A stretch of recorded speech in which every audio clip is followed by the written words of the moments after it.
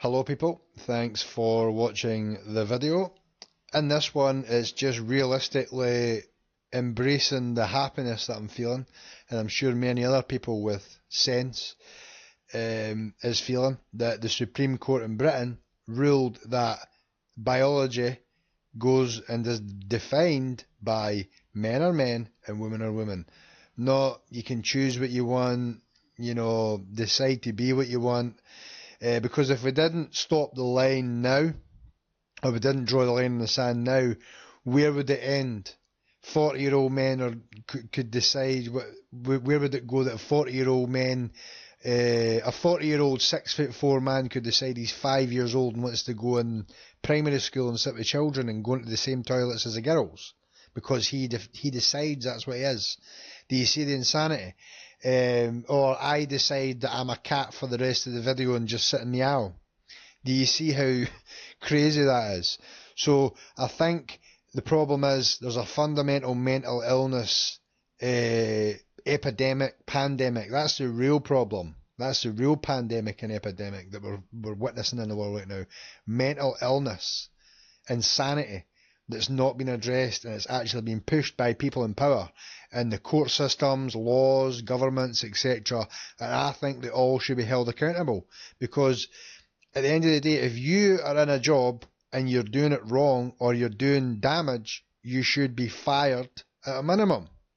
And what we're seeing is a lack of accountability. Who's been pushing all of this? Who's been allowing all of this? Where's the accountability for everybody in the lawmaking system that's been putting all these laws in, allowing men to compete in women's sports, men to, go in women's bathrooms and, changing rooms, etc. All this insanity, butchering and mutilating children, telling, young kids they can chop this off and become a girl. It's insanity. So I do believe that we need to realistically, now we've drew the line in the sand has been drawn, that we now need to start looking into, well, who's behind it? Why has this happened? Who's getting held accountable? And at a minimum, they should be fired and, looked into maybe on a criminal level, because the damage that this has done is insane. To society on a whole, and realistically it's been indoctrinated into children's schools, colleges, universities, so all the young people have had all of this insanity brainwashed into them, that this is the norm, that anybody can be what they want and you can chop off your pee-pee to become a girl or whatever. Insanity. So like I said, this is a good start, but I believe that people need to be held accountable. I mean, you must have been as thrilled as we were at the decision from the Supreme Court. A 5-year-long case, 5 judges deciding that what a woman is. But as I pointed out earlier, something that a 5-year-old could have told them. Why did it take the Supreme Court to decide this? It's a victory for everyone who identifies with the child who says the emperor is naked, and it is, like you said, it's common sense. I have no idea, but I'm really glad that it has happened, because then politicians have to adhere to that, the police have to adhere to that, local councils have to understand that the law now must be based on biological sex, not self-ID. And the key thing about this is basically where we've got sort of 2 laws brought in quite a long time ago that could clash if people have different definitions. So you've got the 2004 Gender Recognition Act. I didn't base it was so far back, which basically changes a man or a woman's legal sex, so they can even change, not passport, driving license, even their certificate from their birth can be backdated and changed to say that they are now the identity that they believe themselves to be now. That's not requiring any surgery, in fact, or any treatment. And in fact, the vast majority of men who hold those certificates now have had no surgery or anything and are men. Somehow living as women. We're not quite sure what that means, but apparently they've been doing it. And then we've got the 2010 Equality Act, and that basically establishes, clarifies these single-sex provisions for women, but they're based on sex. Now, what was interesting is in this 88-page ruling, Lord Hodge, Lady Rose and Lady Simler say the definition of sex in the Equality Act 2010 makes clear that the concept of sex is binary. A person is either a woman or a man. They talk about the provisions that refer to protection for women necessarily exclude men, and they say although the word biological does not appear in this definition, the ordinary meaning of those plain and unambiguous words corresponds with the biological characteristics that make an individual a man or woman. These are assumed to be self-explanatory. This is the crucial thing. They were self-explanatory until a few years back, when people started getting confused about someone's sex and someone's gender as being a different thing. Yeah, absolutely that. And, you know, if young people and growing numbers of young women particularly have been calling themselves non-binary, they can do that. But in terms of the law, for example, if they committed a serious crime, they would be looked at, described, searched for as male or female, and that is so important. If you think about terrorism, for example, if the police are looking for someone in an airport and they're non-binary or declare as something else, how on earth do you get the public to look out for them? Or you know, it's just so absurd, the whole thing. Well, but thankfully we've got it now written down in black and white. Well, we have to adhere to those. Does this change anything? We've had the absurdity of a man accused of rape in court. I mean, this is not one-off. This has happened many times, being referred to as she and her, and even his victim having to refer to her penis in court. I mean, so there you go. Like that. Why is that allowed in court? The people who allow this at a power level, who make the laws, write the laws, you know, the system, the government, who's accountable? Why has this insanity been allowed?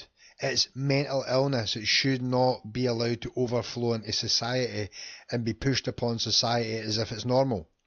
But that's what we've seen. So now we've got a generation of confused children that are probably going to be irreversibly damaged. Or maybe they've had a lot of chemicals in their body to change and then they'll regret it. That's a common theme we're seeing as well. How many children have been indoctrinated, told you can become a boy or a girl if you're vice versa? They've took chemicals, had things chopped off, and I've seen so many stories where they regret it and they're literally... they want to delete themselves. That's the bottom line. So who is getting held accountable? This is great, but there needs to be accountability and, you know, people, you know, losing jobs, and we need to see a big push in mental health evaluation and treatment, instead of saying, oh, you're mentally ill, but that's fine, we'll just push that on everybody else and tell everybody else you have to embrace this and this is how we have to live our lives. It's complete insanity, and I hope it stops with this decision, like I'm sure many other people do. I don't know about you, not a chance. I'd be in prison the rest of my life refusing to say that word. But in that context, we've got, again, huge percentage of men behind bars for violence and sexual violence against women, claiming they identify as trans. We've got the issue of men claiming to be women entering women's safe spaces like changing rooms, like toilets, women's refuges. We've got men being put behind bars in women's prisons. 2 men right now in England behind bars claiming to be women with certificates who are being allowed to be imprisoned alongside women. We've also got the issue of lesbian dating sites, you know, women-only organisations, and women not obviously wanting men on their dating websites if they're not interested in men. But 40% of the people on those dating websites now being men saying, well, I'm a lesbian. You know, and I dare you not to date me because you're a bigot. How quickly we got by the way, we got police, a trans identifying male who works in the police being allowed legally to strip search, and I mean intimately search, a woman suspect. How quickly do you think So do you listen to just how insane that is? Like, that is, to me, that just sounds so insane, it's unreal. And I know it's insane, and anybody that thinks that's okay, I know they're insane. But why has that not been treated as such? Why has that been flipped and pushed on the public as if it's normal and we have to accept it? It's like, oh, yeah, they're mentally ill, but you have to accept it. We're not going to treat them. We're just going to encourage it and force you to live in their delusion. That's the reality. That is going to change. I think it depends on those bodies, like the College of Policing, absolutely understanding that this is a very definite ruling and that they have to adhere to it. And I think they're going to have to. Otherwise, people like me, For Women Scotland, the sheroes that have bought this. And don't forget, they've bought this because of all these things that you just mentioned happening in Scotland under Nicola Sturgeon and just being ignored, brushed under the carpet. Men telling their victims, like you said, that they have to be called she because they don a wig to court. Yeah. I can't swear live on air, what's happening.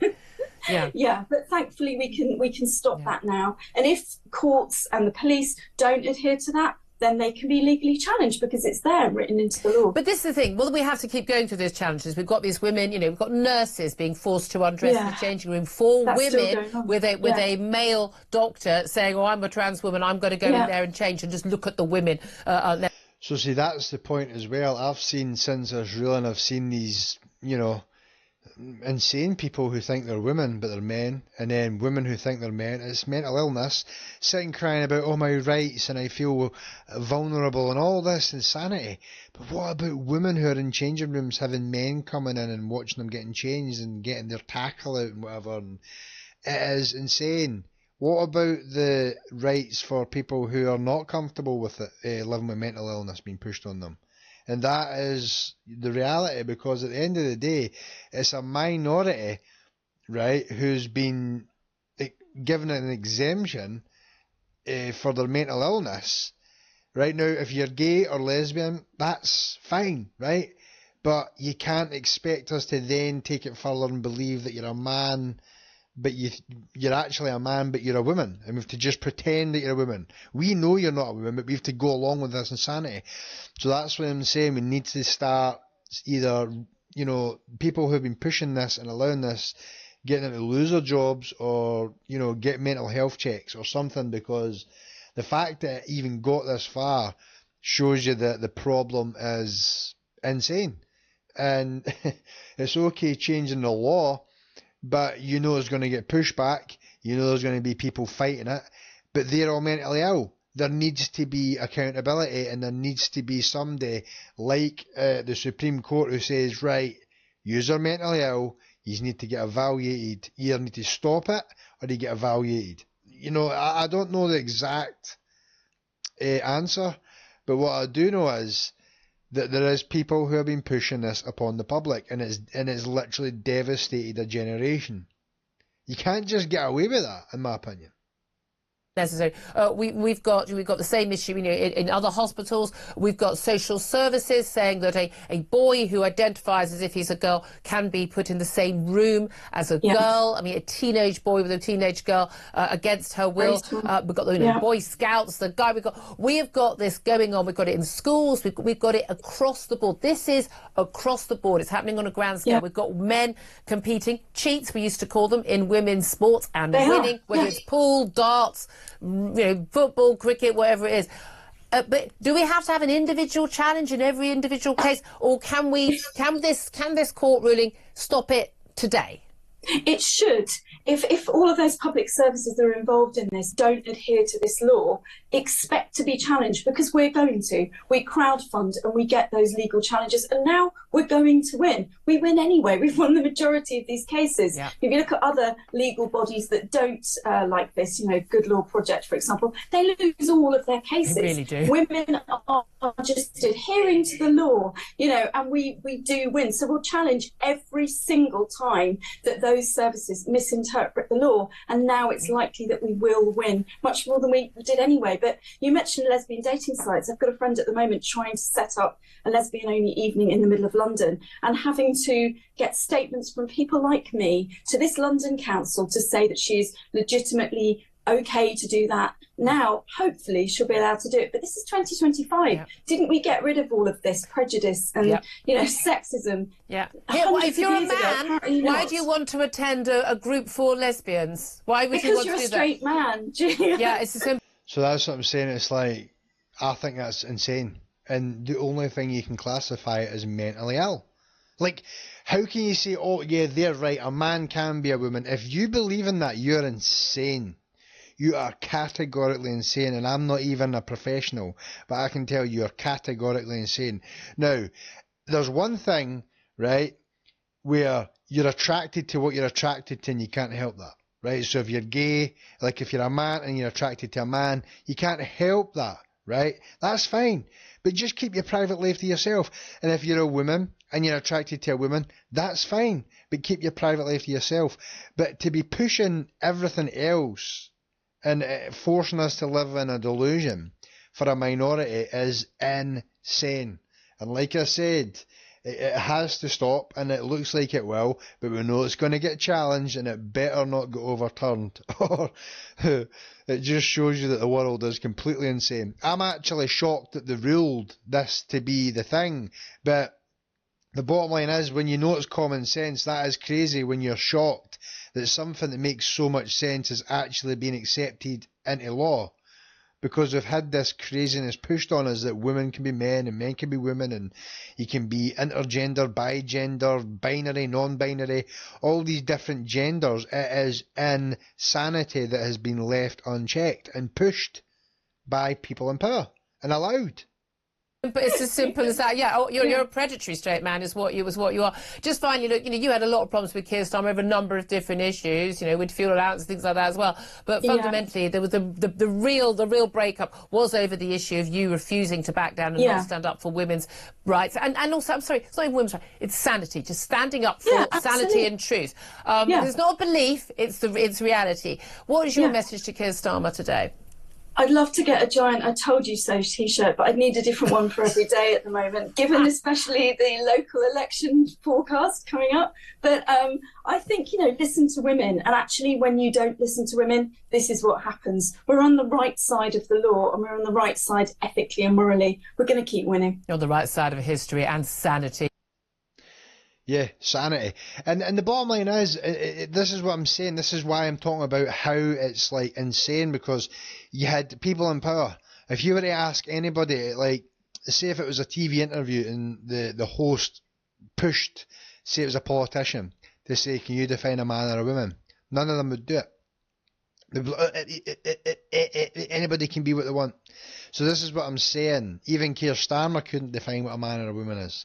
So, and that's no surprise, but my point is, how much insanity do we allow, right?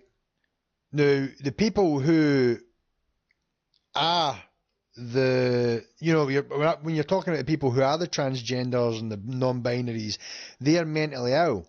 Okay, so they need help, right? Mentally, they really do. But the people in power who are supposedly sane, supposedly in right mind, they've been allowing it.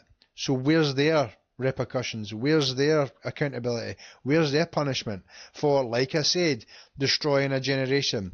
Just think, right? If this insanity was never allowed in the first place, just think how much more normal and traditional our world would be.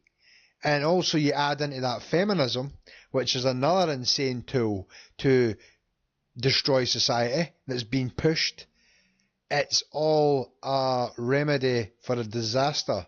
It's a planned remedy for a disaster and a destruction of civilization and the traditional norm. And really you have to question who's behind it, why? Why was this ever even allowed when like she said at the start, a 5-year-old could tell you what a boy is and what a girl is, simply. I'm sure if you asked most 5-year-olds, they'd be able to tell the difference or explain to you in some way the differences between a boy and a girl. But yet people in power somehow don't know, and they can't. It's insane. But, like I said, we've actually got a bit of sanity. We've got a glimpse of sanity in a world of madness. So, is this the start of the turning of the tide? Here's hoping. You've got to be hopeful. You've always got to remain hopeful. And like I said, I think accountability needs to come in now. Because if it doesn't, what's to stop this from happening again? You see? And I feel like people in power who make decisions that are as catastrophic as this really need to be punished in some way or another. Or if they're that, like I said, they should be sane. But if they are actually mentally ill, they need to be took out of their position and mentally evaluated and given the proper treatment before they can even consider going near power and guiding civilization and making rules and judgments. And like I said, like she said in there, in court, an R-word victim was forced to address the man as a woman, and they were calling. It's just insane. It's insane. I could go on and on, but I'm happy. There's a bit of sanity, a glimpse of it. Let's hope that it keeps shining and it gets bigger and bigger, and we can just get out of this weird time that we've been through. So I hope you enjoyed the video, and I hope you agree with me. If you don't, you're mentally ill, and I suggest you, or there's a high likelihood that you're mentally ill. You might just be low IQ, but there's a high likelihood that you're mentally ill, because everyone I've seen that's, you know, intergender. Now, if you're, like I said, there's a difference. It seems to be, you do just get gay people. That's fine. Like, I can remember back in the day, there was just gay people, but they were still normal. You get the flamboyant ones who were a bit hyper and a bit in your face, but that was as bad as it got. You know, generally they kept themselves to themselves and just lived their life like normal people. But now it's like a a cult, an insane cult that's just hell bent on pushing it on everybody. So yeah, I hope this is the end of the madness. I've no problem with gays and lesbians, but I've got every problem with anything beyond that, because it's no good for society. We don't want it, we don't need it, and it just destroys everything. So yeah, that's my take, and you can agree or disagree, let me know. That's fine, everybody's entitled to their opinion, but I'm sure many people are relieved. Yep, so until the next time, peace.